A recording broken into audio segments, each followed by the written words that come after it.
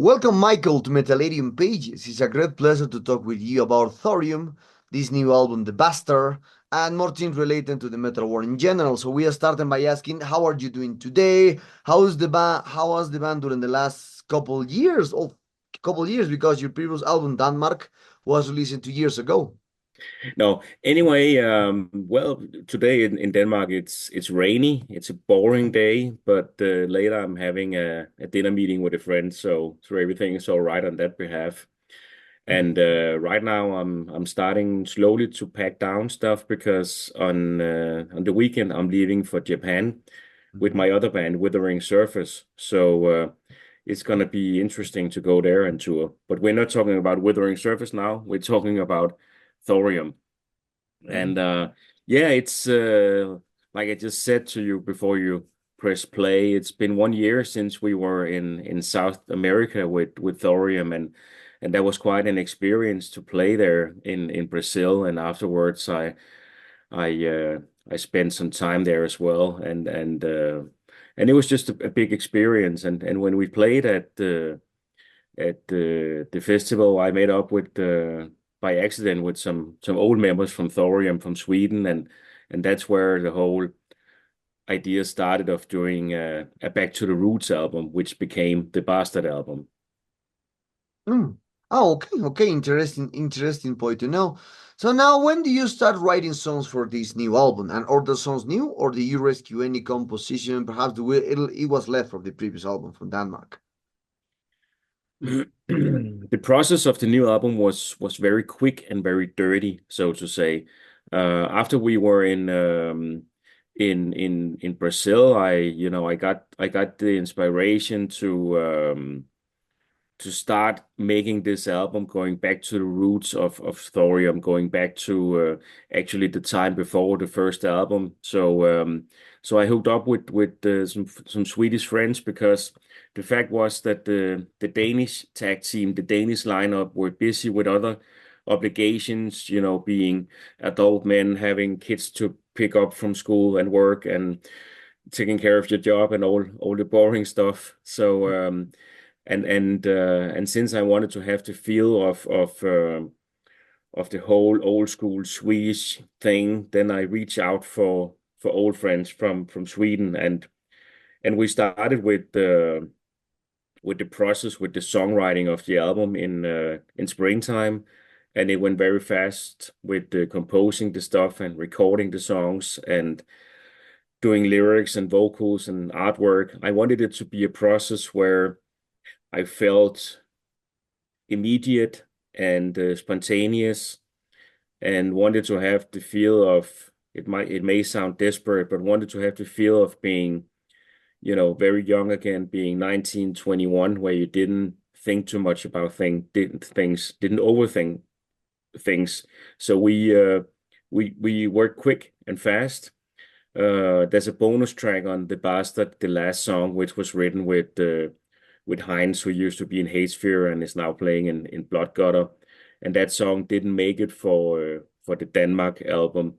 Um, so I decided to put it on this album instead. The other songs on The Bastard are brand new songs. Mm. Oh, okay, okay, okay, okay. So according here, mm, Thorium starts the career in 1997. Since there, you start composing albums because your first album, also no Blasphemy, came in 2000. Then 2 years later, we have Unleashed Demons. And for this, I saw you have a steady piece to releasing new albums. So with your last one coming out in 2021, and now this new album, the last album, it was great. So when do you decide it's time to work in a new album, and when you decide is to the time to release this new album? When Thorium started up, we obviously it's a long time ago. I did an interview a few years, no, no, not a few days ago, where a guy pointed out that it's almost 30 years since I started up the band, and it puts things into perspective. And in the beginning, when we did the first albums, it was a flow of releases, but then we had a long break from 2008 when we released the Feral Creation album until 2018 when we released the Blasphemy Awakes album.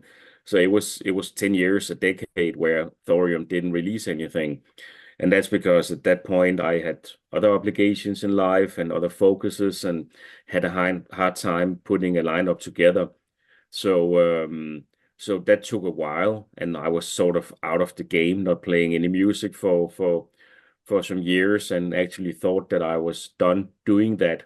Something that you think when you reach the mid late 30s, call it a midlife crisis.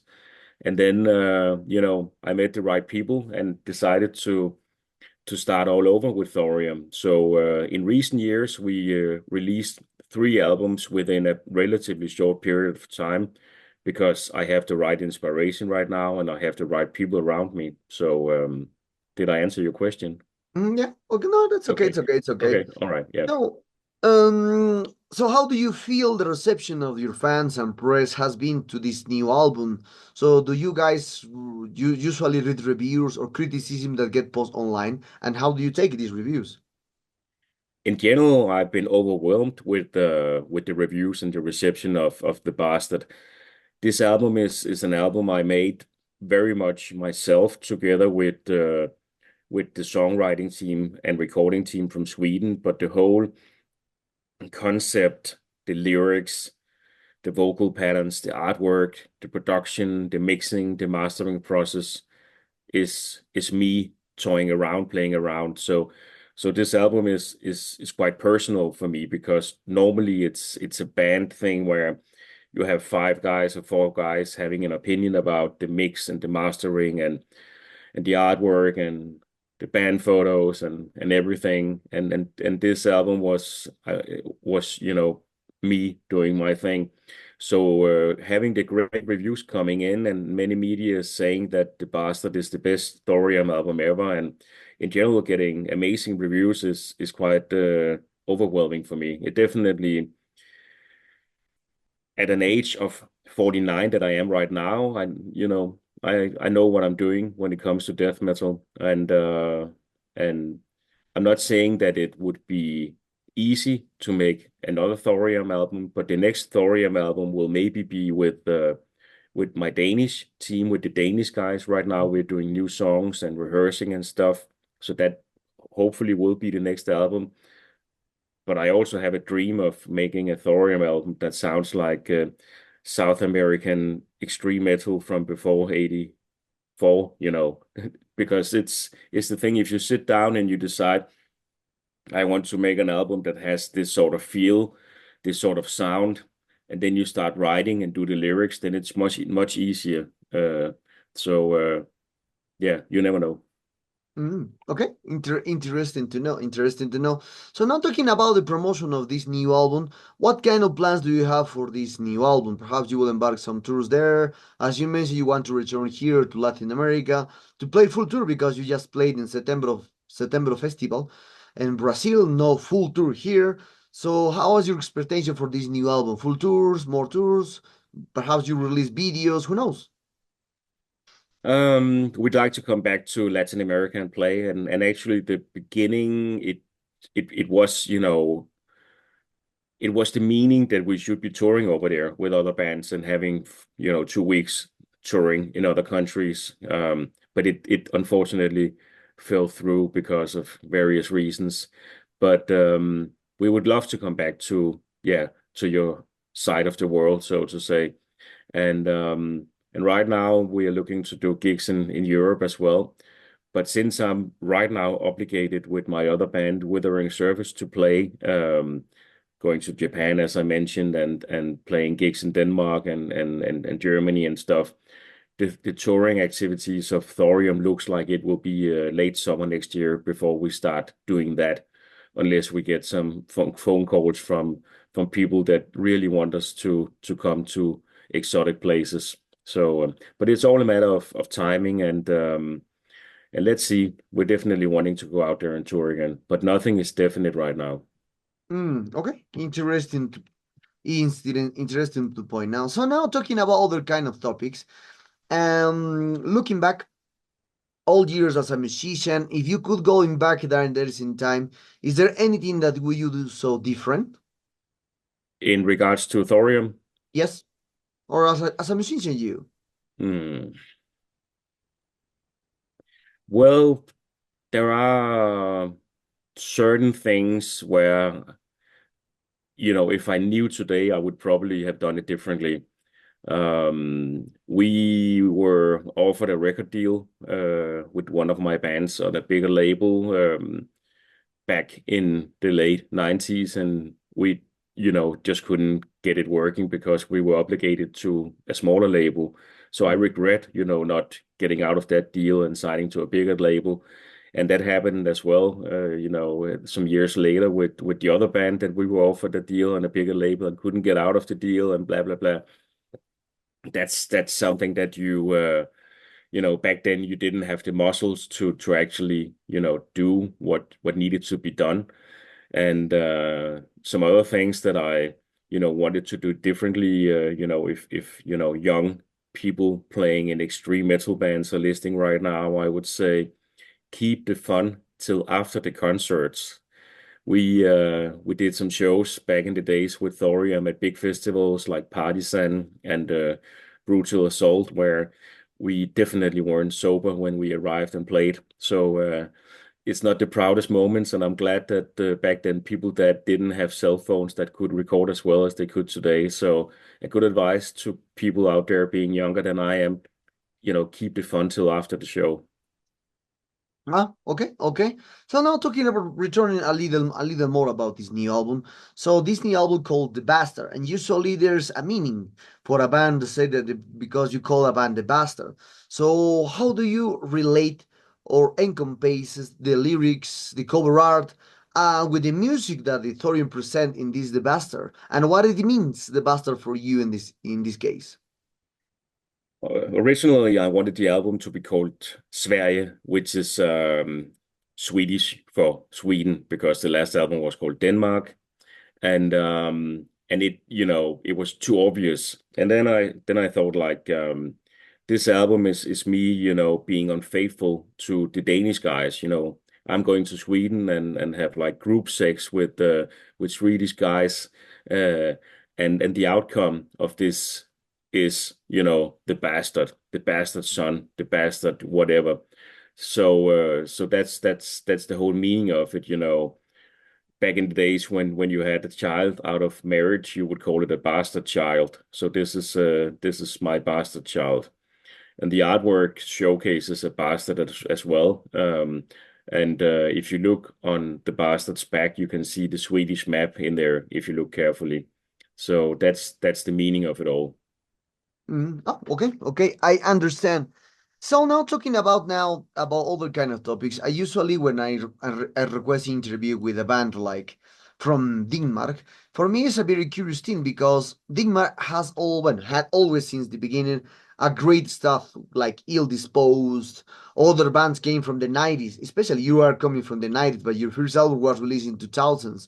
So, what do you think the reasons the death metal in the 90s didn't have a good promotion into Denmark? Because Denmark it was in the middle of Sweden, in the middle of the great countries from the extreme metal, but Denmark never had a huge band into the death metal scene in Europe, especially. I think it's a matter of having a definite Danish sound and being leaders and not followers.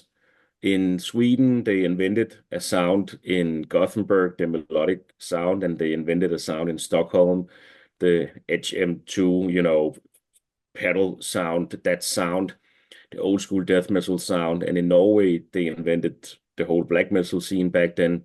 In Finland, they had a specific death metal sound as well, and moved on being more melodic, like Amorphis and Sentence, that stuff. In Denmark, you have like King Diamond, and you have Pretty Mates, DAD, big, hard rock, heavy metal bands, and you have Lars Ulrich from Metallica. And in recent years, you've been having Danish bands that have become big international, like Myrkur signed to Relapse, and Heilung signed to Season of Mist, being more folkish. Nordic sort of things. But the whole death metal scene in Denmark, I think it's basically because we have not had any bands being super original, defining the style. The bands that you mentioned as well sound, American or Swedish or whatever. But having said that, in recent years, more and more Danish extreme metal bands are playing more and more live outside of Scandinavia and getting more and more attention. But there's not something that I would define a Danish death metal sound. You're right about that.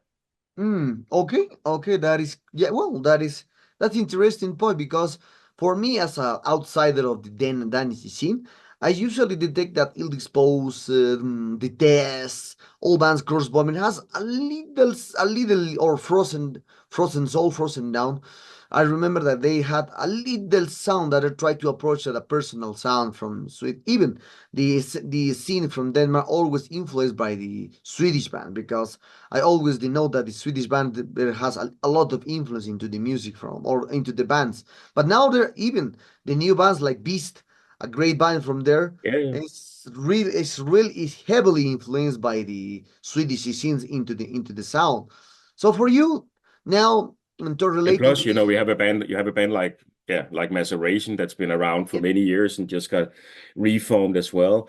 And as you say, maybe it's also a matter of back then that, some bands just didn't get signed to the big labels. They didn't get signed to Nuclear Blast. They didn't get signed to Century Media. And honestly speaking, a lot of Danish bands have been too lazy about touring and too lazy about, just taking things serious. Whereas and we are talking back in the days now, not today, because young bands are very serious and very determined and very professional. But that back then, a lot of Danish bands just weren't professional enough compared to Swedish bands that had a totally different approach on how to work with music. So a lot of Danish bands basically, spend more time drinking and doing drugs than being professional, honestly speaking. Oh, okay, okay, okay. Other things we're now talking about one thing. I also see that you have been working with the Mighty Music Group because Target Group, Emancipation Productions, there's all labels belong to the Mighty Music in or Target Group in general because Target Group is the biggest one. Mighty Music or Emancipation Productions are the sub labels for this big label. So, how do you describe your relationship with this label in general? Emancipation, Mighty Music, Target Group, because a lot of groups into this label. So, and how important is it for you in the band, considering that nowadays there's a young band that choose to self-produce and work independently? Mm, I'm not sure I understand the question. Okay, okay, I will repeat this. How do you describe your relationship with the label and how important is for the band today to work with a label? Because now, as you can see, there's a lot of bands releasing their music independently. Oh, like that. Okay. But you are aware that I'm the owner of Target Group and Mighty Music and Emancipation. Yeah, yeah. Oh, okay. All right. Yeah, yeah. I just wanted to make that clear. Okay. Well, it's a big, big question. And I'd say that when I started up a record label 30 years ago, I started up releasing a cassette EP with an Italian band, a death metal band called Euthanasia. And then I had to save up a lot of money to release my first CD with Danish death metal band Iniquity. Back then, it was very hard for bands to get a record deal, and record labels were in general more interesting than today. As you say, today everyone can release an album on Spotify, and if they want, they can manufacture some CDs. Back then, you didn't have social media, you didn't have the internet where you could Google how to do things. The first contracts that I made back then were, a piece of paper with something I thought was right. So, and the same was the case with a lot of the other record labels. But I had some finances. I saved up some money, so it was possible for me to release stuff, release a CD and get it distributed to the stores and stuff. It wasn't possible for bands back then to distribute a CD themselves. They could sell it at shows and they could, and that was basically it. But right now it's just a lot easier for bands to release themselves. But having said that, it's still a matter of having a proper distribution, both physically and digitally, and it's a matter of getting proper promotion, getting tour support, and just having people working around you that knows the game.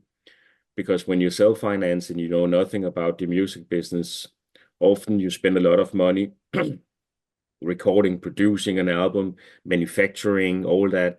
And then you end up having 1,000 CDs and 500 vinyls standing in your garage, and you know what to do with it. So I would still recommend bands that have an ambition to get a record label and get a booking agent and get a management, whatever, people that can help you get on your way. If you look at most big bands or semi-big bands, they are not releasing themselves. They have, people around them that help them doing what they do. Uh, and it wouldn't make sense for, you could mention whatever band to release themselves. They may do a license deal with a bigger label and they have a booking agent and et cetera, et cetera, et cetera. But doing it yourself is like the last solution. Hmm. Oh, okay, okay. So now we are very close to this interview. We're close to this interview, Michael, and for this topic. So now, how can you see now the world comparing to the 90s? In the 90s or the beginning 2000s, you can see there's a few productions around that years, just 30 years per month or for 13 per 2 months, 40 years, 40 releases, 30 releases. But now now it's very different. There are a lot of releases by end of the week. Usually we have 40, 50, 70 releases per week. I don't know. A lot. It's impossible to catch everything now. Even we are working as a media. For us, it's Mm, very complicated to catch up more than 76, 100 releases per weekend. So it's impossible. So yeah. now, how do you see this topic? Well, you are releasing albums, you are releasing this topic. How do you see this topic in the metalism? Is saturated for you, or is not saturated to see many releases per weekend? Again, that just underlines the fact again that you need to have professional people working with you, because you can always release an album on Spotify, it's no problem at all. But you can see so many albums where they're not getting any streams at all, and nobody knows that those releases are being released. So I think it's becoming more and more important for bands to have a proper setup where they get the possibility to talk with a guy like you from a media that you work for, because otherwise nothing happens. So it's a matter of focus, focus, focus. And I know what you're saying because, I subscribe to various newsletters and get all the magazines, and you have your own Spotify playlist where you put in the albums and you're like, fuck, there's like 5,000 songs in a month and it's just too much. And then you just end up putting all sorts of madness from with Morbid Angel on because you cannot cope with all the new stuff. So it's just difficult times right now. And I think at one point in the future, and it's already been talked about, that Spotify will have to set up some limits with how much they can actually cope with, because already now some of the releases where they only have a certain amount of streams during a year will not get paid anything. So that's like the new future. Previously, everybody would be paid a certain amount of whatever, minor amount of money. But right now, Spotify is like saying, if you just release an album and nobody cares, you're not gonna get paid. It's just a waste of our time. And I think in the near future, this big machine called Spotify or Apple or whatever, which streaming service do you use? I don't use streaming service. I'm a Okay. collector CD. Yeah, I'm both, as you can see in the background. Yeah, But me too. yeah, yeah.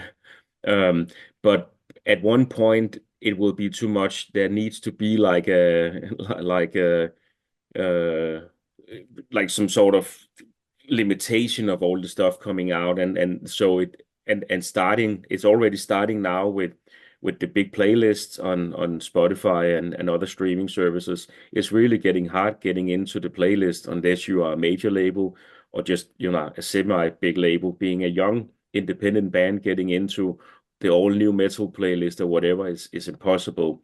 So the future will be getting back to the underground, because you won't have access to the streaming services. You won't have access getting your albums out in the stores. So the only way for you to promote your stuff is, of course, through social media, but you need to tour and tour and tour and tour.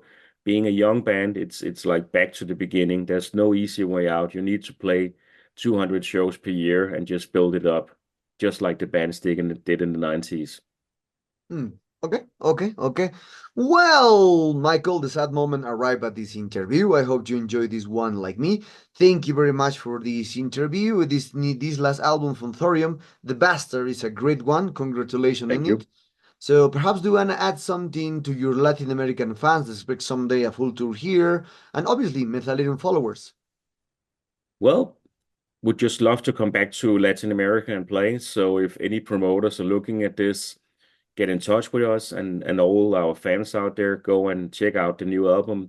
If you're into old school Scandinavian death metal, I'm sure you'll like it. So, and take care. Thank you for the interview.